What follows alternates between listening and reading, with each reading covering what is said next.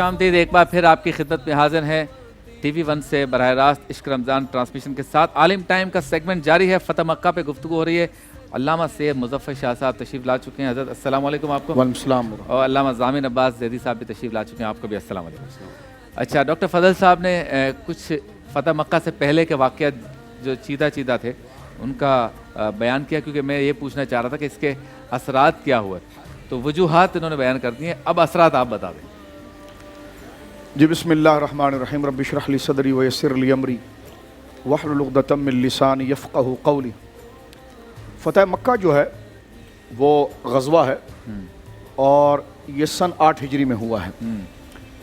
نبی پاک سید العالمین جناب خاتم النبیین صلی اللہ علیہ وسلم 10 رمضان المبارک کو آپ تشریف لے گئے ہیں مکہ کی جانب، اور 20 رمضان المبارک کو یہ غزوہ ہوا ہے اور یہ فتح اور صلح جو ہے سرکار علیہ السلام کی جانب سے ہوئی ہے۔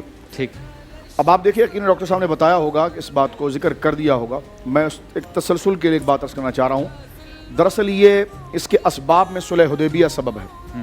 جب صلح نامہ میں جو صلح کی جو شقیں متعین ہوئی تھی اور اس میں یہ چیز سن 6 ہجری میں طے پا گئی تھی، جس کی موٹی موٹی شق یہ تھی کہ 10 سال تک ہم باہم دست و گربا نہیں ہوں گے۔ صحیح، قوم کی ترقی کے لیے، ریاست کی ترقی کے لیے، بچوں کے تعلیم کے لیے ہم کوششیں کریں گے۔ یہ اس بات کی طرف گویا کہ توجہ کی گئی۔ ٹھیک ہے، لیکن ایسی کیا ضرورت پیش آئی کہ 22 مہینے کے بعد ہی ایک یکایک گویا کہ معاملہ الٹا ہو گیا؟ تو وہ اس وجہ سے ہوا کہ مشرکین مکہ نے دیکھا کہ مسلمان جو ایک زور آور جو 1400 صحابہ کا اجتماع ہوا اس کی کر کے درخت کے نیچے، اور قصاص عثمان غنی رضی اللہ تعالیٰ نے، تو ان کی اجتماعیت نے کفر کی دیواروں کو ہلا دیا تھا، اور وہ صلح کے لیے وہ آئے، اور انہوں نے دیکھا کہ یہ ایک بندے کی قصاص کے لیے ایسے جمع ہو رہے ہیں، تو ان کے اوپر کون غالب ہو سکتا ہے؟ یہ حالت احرام کے اندر ان کے پاس کچھ بھی نہیں ہے۔ تو ان کو مسلمانوں کی کمزوری کا اندازہ انہوں نے کس طرح لگانے کی کوشش کی اپنی غلط فہمی میں، کہ بالکل اس کے ساتھ خیبر ہوئی، اور خیبر کے ساتھ جو ہے وہ غزوہ موتا ہوئی۔ صحیح، غزوہ موتا جو ہے اس وقت کی سپر پاور قیصر روم کے ساتھ یہ سب سے پہلی مٹ بھیڑ تھی، اور وہ 2.5 لاکھ سے بڑا لشکر لے کر نکلنے کی کوشش کر رہا تھا، جسے بعد میں تبوک میں ہوا اس سے پہلے۔ ٹھیک ہے، سرکار دو عالم صلی اللہ علیہ وسلم کو اطلاع پہنچی کہ وہ مکہ مکرمہ مدینہ منورہ پر حملہ کرنا چاہتا ہے۔ صحیح، سرکار دو عالم صلی اللہ علیہ وسلم نے اپنی صف کے بہترین جو جرنیل تھے ان کو بھیجا، جس میں میرا آقا حضرت سیدنا جعفر طیار رضی اللہ تعالیٰ، حضرت زید بن حارثہ، حضرت عبداللہ بن رواحہ، اور سیف بن سیف اللہ حضرت خالد بن ولید رضی اللہ۔ لیکن وہ معرکہ مختصراً یہ عرض کروں کہ اتنا غمگیر تھا کہ ہمارے صف اول کے جو مجاہدین تھے انہوں نے جام شہادت نوش کیا۔ واہ، سرکار حضرت جعفر طیار سرکار مولا کائنات کے بڑے بھائی حضرت علی المرتضیٰ رضی اللہ عنہ کے بڑے بھائی، انہوں نے جام شہادت نوش کیا۔ ان کے دونوں بازو شہید ہوئے، جیسے کربلا کے اندر حضرت عباس کے حوالے سے ہمیں ملتا ہے رضی اللہ عنہ کے، ان کے دونوں بازو شہید ہوئے۔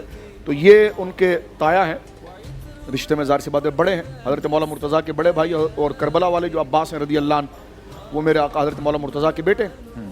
تو حضرت جعفر کی بھی دونوں بازو شہید ہوئے، اور اس میں حضور علیہ الصلوۃ والسلام نے یہ ارشاد فرمایا کہ جبریل جو ہے وہ جنت سے 2 سونے کے پر لے کر آئے، اچھا، ایک کو دائیں طرف لگایا، ایک کو بائیں طرف لگایا، اور اس سے حضرت جعفر طیار سونے کے پروں سے اڑتے ہوئے اللہ کی بارگاہ میں پہنچے۔ واہ واہ، تو امام محمد بن سعد نے طبقات میں اس مسئلے کو لکھا کہ سرکار دو عالم صلی اللہ علیہ وسلم نے حضرت جبرائیل سے پوچھا کہ میرے اور بھی غلام اور صحابہ نے جام شہادت اخلاص کے ساتھ قبول کیا، عبداللہ بن رواحہ نے، زید بن حارثہ نے، جو سرکار علیہ السلام کے منہ بولے بیٹے تھے، تو ان کے لیے اتنا اہتمام نہ ہوا، ان کے لیے کیوں ہوا؟ فرمایا اللہ رب العالمین نے جب مجھے حکم دیا کہ سونے کے پر لے جاؤ تو اس کی وجہ یہ تھی کہ نیکیاں تو سب نے کی ہے، لیکن یہ اہل بیت کے فرد نے کی ہے، یہ خاندان رسول کے اور رسول اللہ کے قرابت دار نے کی ہے۔ صحیح، اور جب رسول اللہ کے قرابت دار جب نیکی کریں تو اللہ رب العالمین امت میں ان کو دگنا اجر عطا فرمائے۔ سبحان اللہ۔ تو جب اتنی عظیم ہستیاں انہوں نے جام شہادت نوش کی، اور بخاری شریف میں کہ سرکار اتنے غمگین ہوئے کہ آپ ایک ایک کی شہادت کی خبر دے رہے تھے، اور آپ کی داڑھی مبارک آنسوؤں سے بھر گئی تھی۔ اللہ اللہ، وہ حدیث کے بڑے مبارک جملے کا نعا زیدن و جعفرن و ابن رواحہ قبل ان یأتیہم خبرہم، کہ کسی مخبر کے خبر لانے سے پہلے حضور علیہ السلام نے مدینے میں بیٹھ کر ملک شام کے تمام واقعے کو بیان کر دیا۔ حضرت خالد بن ولید نے پھر جنگ کو سنبھالا اور مکمل طور پر پانسا جو ہے پلٹ دیا، اور اللہ رب العالمین نے آپ کے ہاتھ پر فتح دے دی۔ مشرکین مکہ کو غلط فہمی یہ لگی کہ مسلمان اب کمزور ہو گئے، اور اب ان کے اندر یہ دم و قوت نہیں ہے کہ یہ ہمارے ساتھ کچھ کر سکتے ہیں. تو جنہوں نے مسلمانوں کے ہاتھ پر صلح کی تھی یا جو سرکار علیہ الصلوۃ والسلام کے حلیف بنے تھے, انہوں نے مکہ کے اندر ان پر حملہ کر دیا جیسے بتایا گیا. جی. تو سرکار علیہ الصلوۃ والسلام نے کوئی اقدامی صورت نہیں کی. جب سرکار کے پاس یہ خبر پہنچی کہ جناب انہوں نے 18 سے 19 لوگوں کو مار دیا ہے اور اس میں سے کچھ لوگ بھاگے وہاں سے اور وہ مکہ سے نکلے اور جھاڑیوں میں چھپ گئے, اور اس بات کو تمام محدثین لکھتے ہیں, بالخصوص طبرانی معجم الصغیر کے اندر ہے کہ اس وقت میرے آقا میری ماں سیدہ میمونہ رضی اللہ تعالیٰ عنہ کے مکان میں آرام فرما رہے تھے مدینہ منورہ میں, اور وہ شخص جو مکہ سے بھاگا تھا جان بچا کر, اس کے درمیان اور سرکار کے درمیان 3 دن کی مسافت تھی. وہ جاڑیوں میں چھپ کر اس نے سرکار علیہ الصلوۃ والسلام کے لیے ایک نشید پڑھی, ایک نظم پڑھی, اور اس میں کہا کہ انی ناشد و محمدہ حلف ابیہ والابی لتلدا, یا رسول اللہ ہم آپ کی نشید پڑھ رہے ہیں, آپ کی تعریف کر رہے ہیں, اور آپ کے جد اعلیٰ حضرت عبد المطلب رضی اللہ عنہ انہوں نے ہمارے قبیلے کے ساتھ صلح کی تھی اور ہمارے کو یہ سزا دی گئی. تو سرکار وہاں میری ماں سیدہ میمونہ کے ساتھ آرام فرما رہے تھے, تو سرکار رات کو اٹھ گئے. تو سیدہ میمونہ کہتی میں حیران ہوں کہ سرکار کیسے اٹھے. اٹھ کر سرکار چلنے لگے اور چل کر وہاں پر پہنچے جہاں حضور وضو فرماتے تھے. اس جانب سرکار نے چہرہ کر کے 3 دفعہ فرمایا لبیک لبیک لبیک نصرتا نصرتا نصرتا, ہم حاضر ہیں تیری مدد کے لیے, تیری مدد کی گئی, تیری مدد کی گئی. میری ماں سیدہ میمونہ نے پوچھا حضور یہ کس سے آپ بات کر رہے ہیں؟ جی. فرمایا مدینے کے مکے کے اندر ہمارے ان دوستوں کے اوپر حملہ کر دیا گیا اور وہ جھاڑیوں میں چھپ کر وہ مجھے اپنی جان بچا کر جو ہے مجھ سے فریاد کر رہا ہے اور میں اس کو جواب دے رہا ہوں. سیدہ میمونہ کہتے ٹھیک 3 دن کے بعد وہ بندہ مسجد نبوی میں پہنچا اور وہی قصیدہ پڑھا جو سرکار علیہ الصلوۃ والسلام نے ذکر فرمایا تھا, اور اس کے قصاص کے لیے ان کی دیت کے لیے سرکار علیہ الصلوۃ والسلام نے پھر خط لکھا. پھر انشاءاللہ اس پر مزید ہم بات آپ سے ملاقات ہوتی ہے مختصر سے وقفے کے بعد.